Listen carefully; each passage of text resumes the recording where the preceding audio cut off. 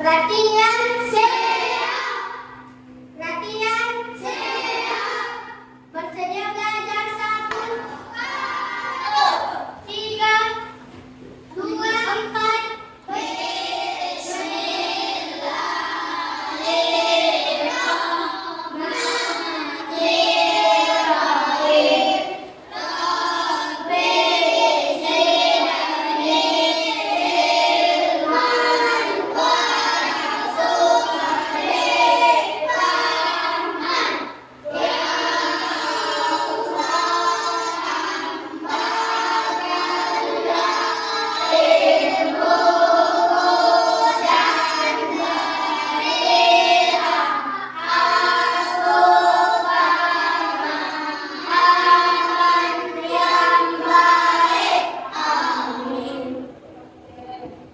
Sudah siap belajar? Siap. Oke, sebelum mulai pelajaran kita periksa kelengkapan. Oke, silakan semuanya berdiri.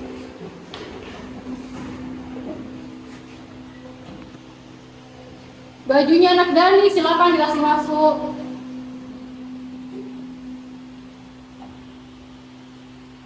Semuanya sudah rapi? Siap. Oke, silakan duduk kembali. Apakah ada yang masih ingat pelajaran kita terakhir? Masih. Apakah itu? Sistem pernapasan rel.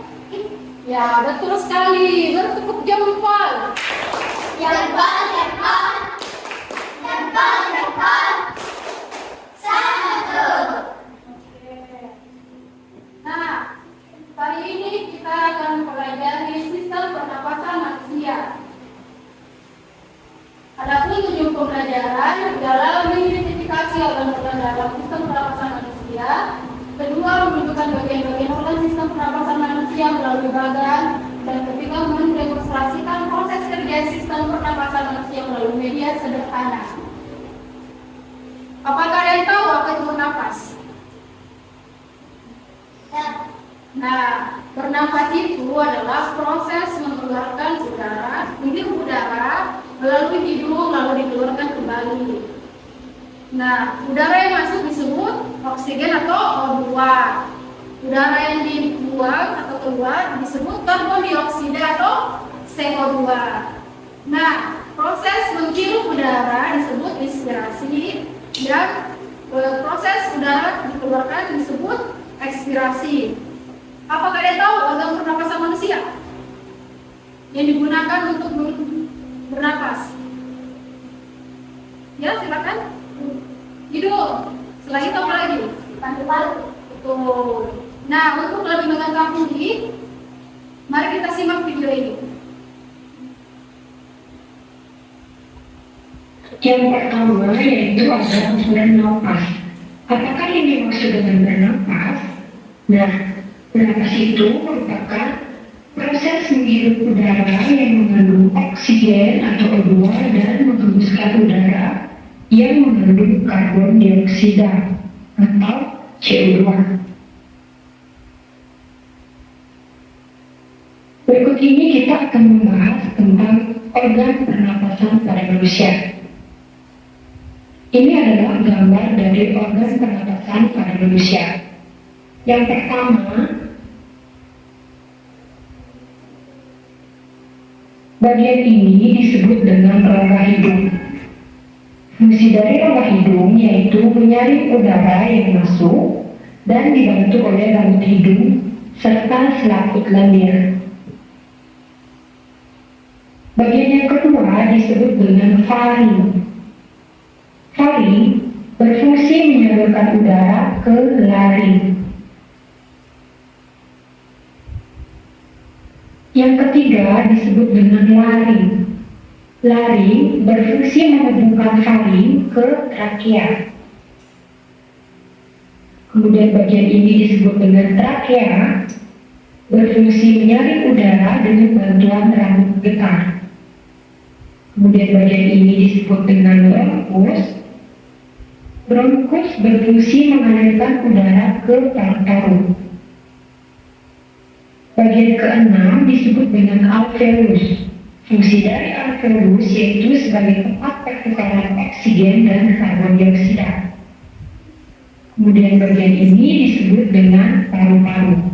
Paru-paru merupakan organ utama pernapasan manusia.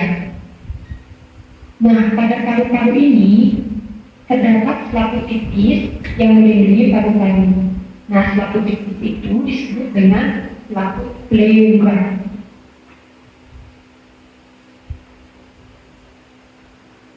Kemudian, jika paru-paru diperbesar, maka tampilan paru-paru akan seperti ini. Sekali lagi Ibu tekankan, ini merupakan trakea atau batang tenggorokan. Cabang batang tenggorokan disebut dengan bronkus. Cabang bronkus ini disebut dengan bronchiolus.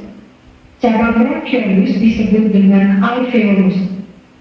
Nah, pada alveolus ini terdapat cabang-cabangnya lagi. Nah, jika diperbesar, maka tampilannya akan seperti berikut. Ya, ini merupakan alveolus. Nah, cabang dari alveolus ini disebut dengan alveoli. Jadi, gelembung-gelembung halus ini dinamakan alveoli. Berikut ini merupakan proses pernapasan pada Soleh. Sekali lagi, duduk anak soleh. Siap. Nah, sekarang pegang dadanya. Coba tarik nafas. Lalu hembuskan. Apa yang dirasa? Ada yang buka. Apa lagi? Dan itu? Nah, yang dirasa itu adalah sistem pernapasan manusia. Jika terjadi proses pernapasan di dalam, jadi paru-paru kembang tipis. Nah, setelah melihat video tayangan sistem pernapasan manusia, ini punya peraga. Nah, ini adalah bentuk paru-paru. Jadi, perjalanan darah memasuki paru-paru itu melalui hidung. Nah, di dalam rongga hidung itu terdapat apa? Coba lihat, hidungnya teman ada apa? Di dalam hidung rambut, ya, rambut halus. Udara itu disaring, rambut halus, dihangatkan, dilembabkan, dan ini pada hidung. Jadi, udara melalui tenggorokan menuju faring, lalu ke laring, setelah itu ke trakea atau cabang tenggorokan. Nah, setelah itu dia menuju ke bronkus, terhubung dengan dua cabang, yaitu paru kanan dan paru kiri. Paru kanan dan paru kiri. Nah, di dalam bronkus terdapat cabang lagi disebut dengan broncholius. Nah, broncholius itu bermuara pada alveolus. Nah, alveolus di sini. Nah, fungsi alveolus adalah tempat pertukaran O2 dan CO2 serta uap air. Jadi, setiap udara segar yang kita hirup mengandung O2 akan disebar ke seluruh tubuh melalui pembuluh darah. Dan saat bersamaan, CO2 pun dikeluarkan melalui paru-paru. Ada yang bisa naik untuk mencoba? Maciko boleh? Yuk. Nah, kayak begini paru-paru, untuk kempis. Jadi setiap kita tarik nafas, dia kempis. Kali lagi. Tarik nafas lagi. Nah, begitu. Oke, terima kasih. Oke, sekarang ibu punya tugas untuk dikerjakan untuk setiap kelompok. Ibu kasih waktu 5 menit untuk dikerjakan. Bu.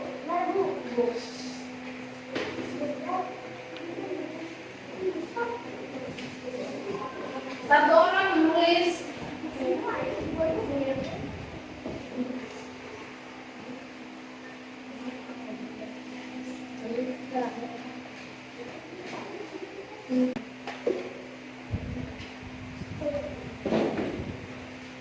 Coba diingat kembali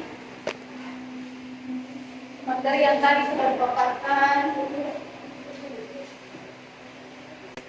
dan kelompoknya.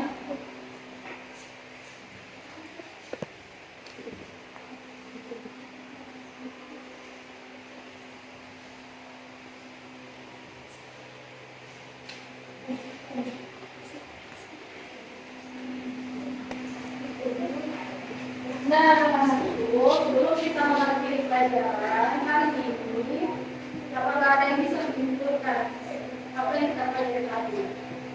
Ya, Bu. Nah, silakan, Bu. Menjelaskan.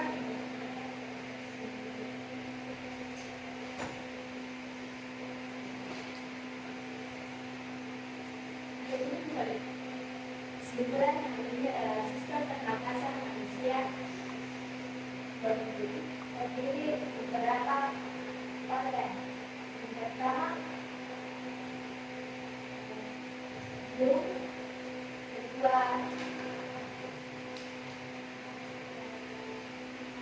ketiga,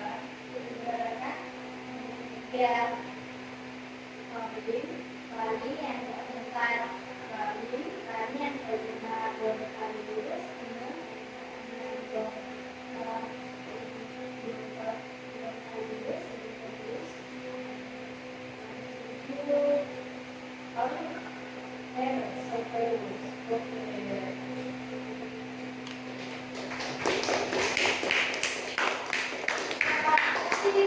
Jempol,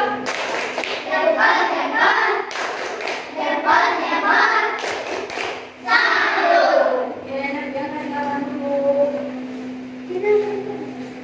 Oke, bagaimana perasaannya hari ini setelah mengikuti pelajaran?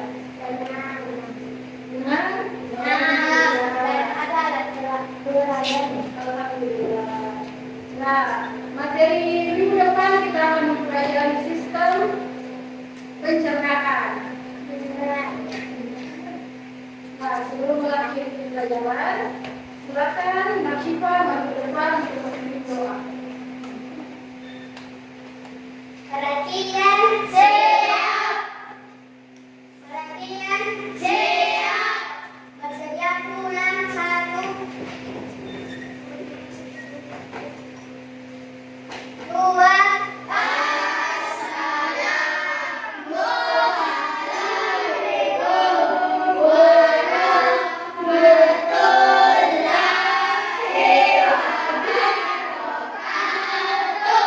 Tiga. Empat.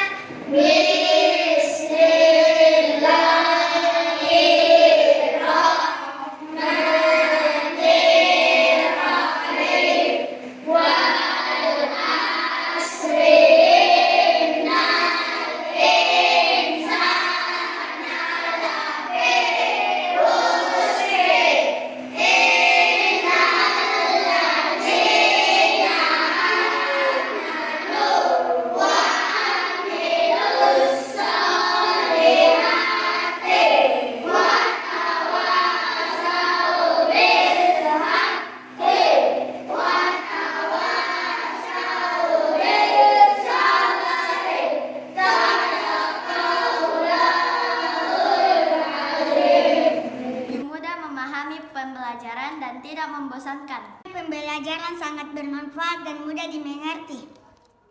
Dijelaskan lebih nyata, mudah dimengerti dan tahu cara pernapasan manusia.